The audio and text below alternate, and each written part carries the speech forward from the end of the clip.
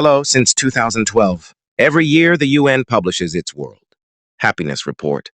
Think of it as a rating of countries that are doing well. It's serious research powered by data from the Gallup World Poll.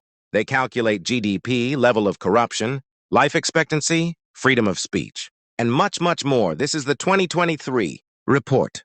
If we take out the obvious participant, Switzerland, we're left with pretty much all Scandinavian countries leading the poll. And this order basically never changes. I'm sure a lot of you are thinking that's because these countries are super rich, and therefore they're obviously doing well.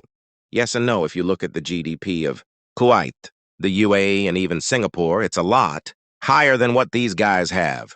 But still, people seem to be happier in Finland or Norway. I guess there's some secret component to it all, and I've decided to find it.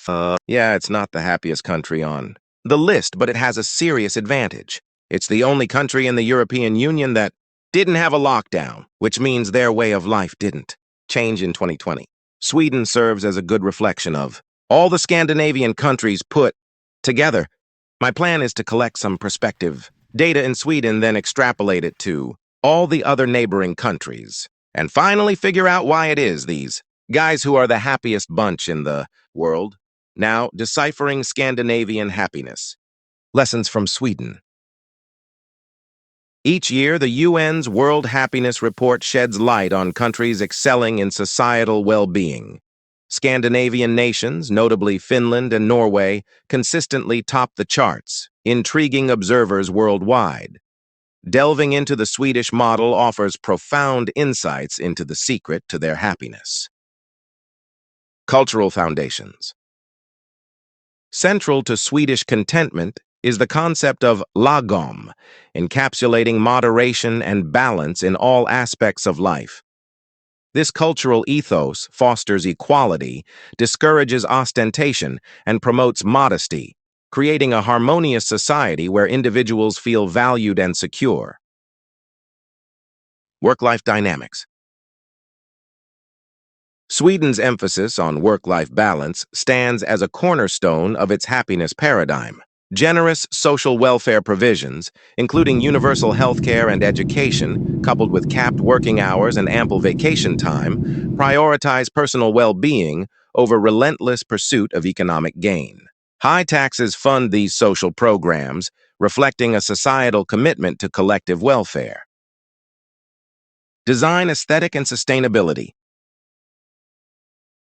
Swedish design philosophy, characterized by simplicity, functionality, and sustainability, permeates all facets of life. From iconic brands like IKEA to avant-garde architectural marvels, such as the turning torso skyscraper, Sweden champions minimalist aesthetics and eco-conscious practices. Recycling initiatives, driven by public education and innovative infrastructure, ensure minimal waste and maximum resource efficiency.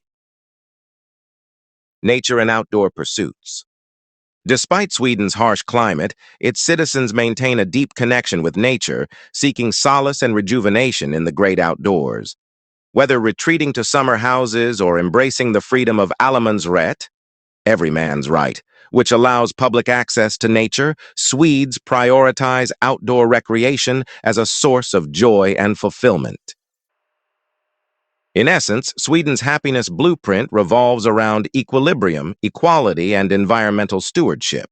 By embracing lagom, valuing work-life balance, championing sustainable design, and nurturing a profound bond with nature, Swedes craft a life rich in contentment and purpose. Their model serves as a beacon of inspiration for societies worldwide seeking fulfillment beyond material wealth and individual success.